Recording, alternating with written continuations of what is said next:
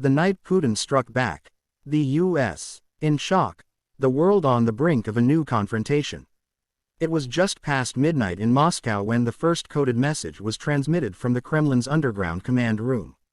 Outside, the cold wind howled through the empty Red Square, and the city that never truly sleeps seemed to hold its breath. Inside the Kremlin, President Vladimir Putin stood before a circle of his top generals, intelligence chiefs, and cyber commanders. The silence in the room was absolute. Every man present knew that the next few hours could alter the course of world history. For months, tensions between Russia and the West had been escalating to a dangerous level. The United States had accused Moscow of conducting covert cyber intrusions and reconnaissance operations across Eastern Europe, while Russia condemned NATO's expansion and surveillance flights near its borders. The atmosphere was volatile, the distrust mutual. But that night, the standoff reached its breaking point. Earlier that evening, a Russian reconnaissance drone had been shot down near the Black Sea, reportedly by a NATO missile launched from Romanian territory. The footage of the burning wreckage quickly made its way to Russian state television, igniting a national outcry. Within minutes, the Kremlin's media machine labeled it an act of aggression. Western media insisted it was a defensive measure against unidentified aircraft, but the message to Moscow was unmistakable. For Putin, it was not merely a provocation, it was a challenge to his authority and his country's sovereignty.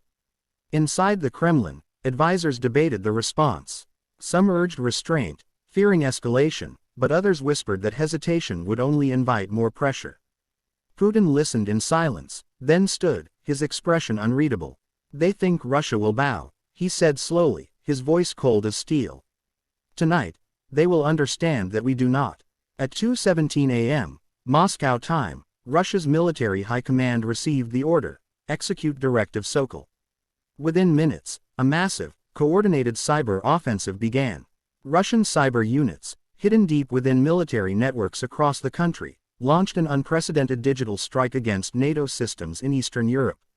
Communications networks in Poland, Romania, and Germany began to fail simultaneously. Air traffic control systems glitched, banking servers froze, and emergency channels went silent. Across Europe, screens flickered and went dark. It was not a strike of missiles or bombs, but of invisible code, swift, precise, and devastating. Western analysts would later call it the most sophisticated cyber operation ever executed. At that moment, the world had entered a new era of warfare. In Washington, alarms blared throughout the Pentagon. Reports flooded in of widespread digital disruptions across Europe. The president was woken in the early hours and rushed to the Situation Room. "We are under cyber assault," a defense official declared, as intelligence feeds poured in, showing the extent of the attack. Analysts confirmed the origin traced back to Russian infrastructure, using a new form of malware so advanced that experts described it as self-learning. They nicknamed it Ghost Falcon, a cyber weapon designed not to destroy, but to paralyze. The U.S. had never seen anything like it. Within hours, multiple government agencies were affected, and even civilian sectors began to feel the ripple effect as international networks slowed to a crawl. The realization was chilling. Russia had retaliated, not through conventional force, but through mastery of digital warfare. Global panic spread as dawn broke. Stock markets plunged, oil prices soared, and cryptocurrency exchanges crashed under mysterious attacks. News networks scrambled to make sense of the chaos. Headlines screamed, "Russia strikes back, world on edge." In Europe, governments convened emergency meetings. Some called for calm, others demanded immediate countermeasures. Social media erupted in confusion and fear. Hashtags like #cyberwar and #WorldWar3 began trending within minutes. Misinformation flooded the internet. Some claimed nuclear systems had been breached, others spread rumors of imminent missile launches. For a few terrifying hours, the line between rumor and reality vanished. Inside NATO headquarters, military strategists debated the appropriate response. Should they launch a retaliatory cyber offensive? Should they activate Article 5? Or should they attempt diplomacy before the situation spiraled beyond control? The U.S. president, visibly tense during a late-night address, chose caution. "We will not be provoked into reckless escalation," he said. "But make no mistake, America will defend its allies and its principles." His words, though measured, did little to calm global nerves. Many wondered whether the restraint was wisdom or weakness. Meanwhile, in Moscow, Putin appeared on state television, declaring, "Russia has defended its sovereignty. We will not tolerate violations of our borders or interference in our internal affairs." To his supporters, it was a declaration of strength. To the West, it was a chilling warning. Behind the scenes, intelligence services began uncovering the full scope of Russia's operation. The cyberattack had not been random. It had been meticulously planned for months, synchronized across multiple sectors, and designed to test the West's resilience without crossing the threshold of open war. Yet while the digital offensive unfolded, Russia's conventional military quietly shifted into higher alert. Satellite imagery revealed troop movements along the western border, submarines repositioned in Arctic waters, and long-range bombers placed on standby. It was a message written in both code and steel. Russia was prepared for any consequence. Meanwhile, in the Pacific, Russian and Chinese naval forces began a joint exercise that many analysts interpreted as a show of solidarity. The West now faced the possibility of a two-front strategic challenge, a nightmare scenario for military planners. Ordinary citizens across Europe began to feel the invisible impact of the crisis. In several cities, ATMs went offline, power outages disrupted daily life, and airlines canceled hundreds of flights. Hospitals switched to backup systems as electronic networks faltered. Governments urged calm, assuring people that essential services were being restored, but the sense of vulnerability was palpable. The illusion of safety in the digital age had been shattered. People realized that wars of the future might not begin with explosions, but with silence, the silence of a dark screen, a dead signal, or a broken connection. Inside the Kremlin, Putin remained composed. Those close to him later described a man neither triumphant nor fearful, but resolute. "They will learn respect," he reportedly told his generals.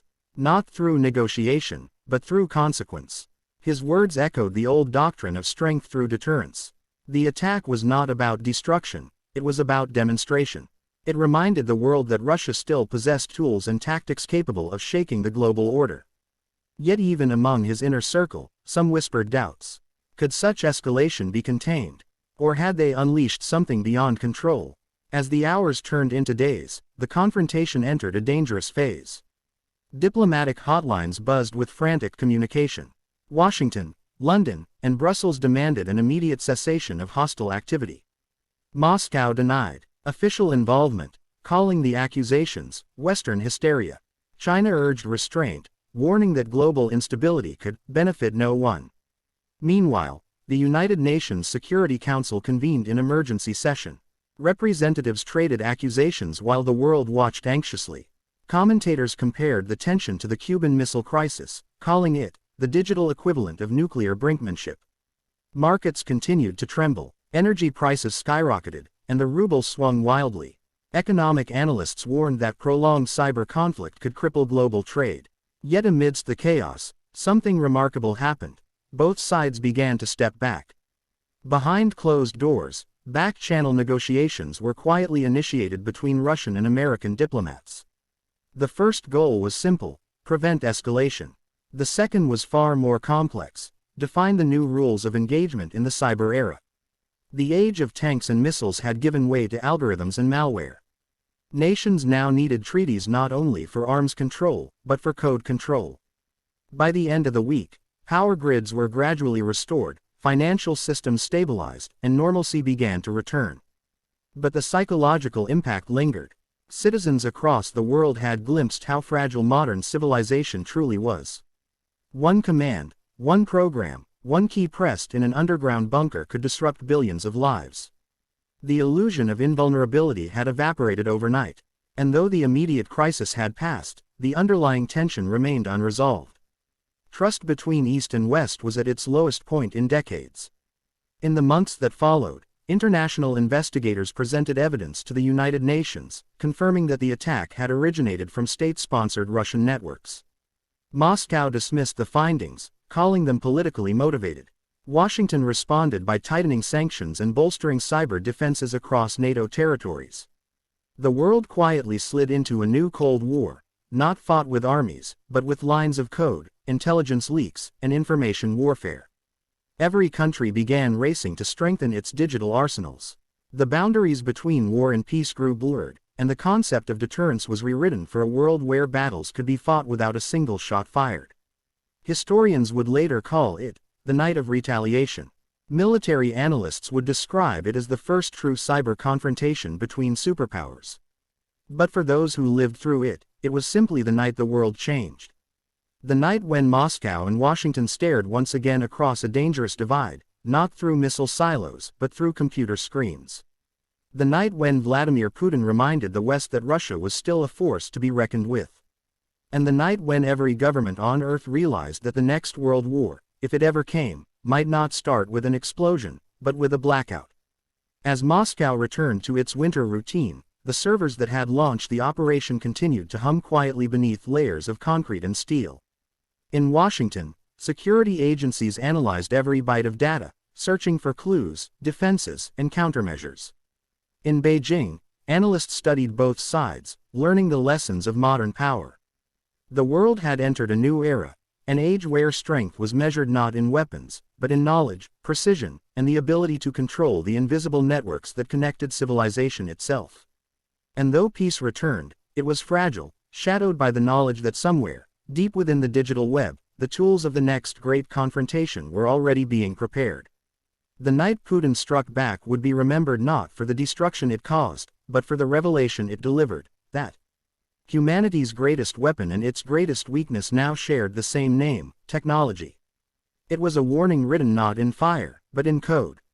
A reminder that power, once unleashed, can never be fully contained. And as the lights of Moscow glimmered once more across the frozen horizon, the world held its breath, knowing that the balance of the future rested not in missiles or armies, but in the minds of those who could command the invisible forces of the digital age.